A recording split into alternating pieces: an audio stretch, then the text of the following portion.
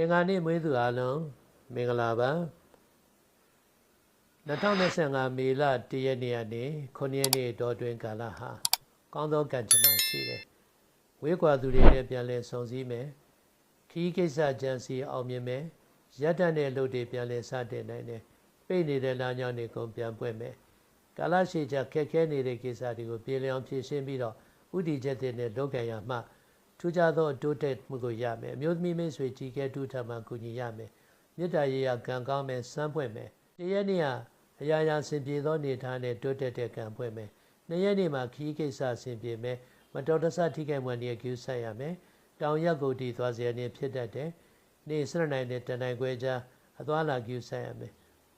3ရက်နေ့ကတော့ငွေကြေးကံကောင်းခြင်းလက်ဖွင့်ခြင်းအရာရာဆင်ပြေခြင်းကိုကြောင်းမယ်4ရက်နေ့မှာရန်နောက်ဆက်တွေနဲ့ထိတိုက်တွေ့မယ်အတိုက်ခံများမယ်မှန်းတာနဲ့လက်တွေ့ကောင်းဟာ9ရက်နေ့ကတော့အရာရာကောင်းသောနေထားနဲ့တိုးတက်တဲ့ကံခြေနေတွေဘဝရည်မှန်းချက်တွေအောင်မြင်မယ်6ရက်နေ့ကမိကောင်းဆွေကောင်းထောက်ကူရခြင်းဘဝတိုးတက်ခြင်းကိုကြောင်းမယ်သွန်လင်းကစားအဲ့ဒီနေ့မှာ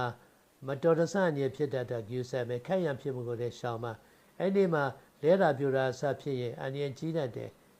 အသွားလာနေထိုင်ကိုလည်းကျူးဆက်ရမှာပေါ့အရှင်းမြောက်ရက်ကိုတီသွားစရာနေရှိတတ်တယ်မနေ့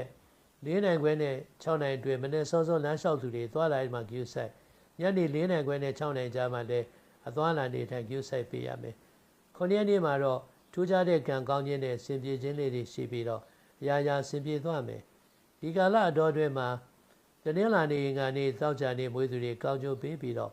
ဇာတာပတိနေ့စနေနေ့မွေးသူတွေဒုက္ခပေးတတ်တယ်သူတို့နဲ့ပတ်သက်လို့စိတ်နှောက်ယှက်တွေဖြစ်တတ်တယ်6 4 5ကဏ္ဍနေချိုးပေးပါတယ်အပြာရောင်ပန်းရောင်နှုတ်နှစ်ရောင်တို့ကိုဝစ်ဆင်သွန်ဆွဲပြီးလိုရှိရာကိစ္စဆောင်ရွက်ပါပန်းရောင်နှင်းစီပန်းလေးတွေဖျားပူဇော်ပြီးလိုရာဆုတောင်းမှာထူးခြားစွာကောင်းခြင်းကံတွေရလာပါမယ်ကျေးဇူးတင်ပါတယ်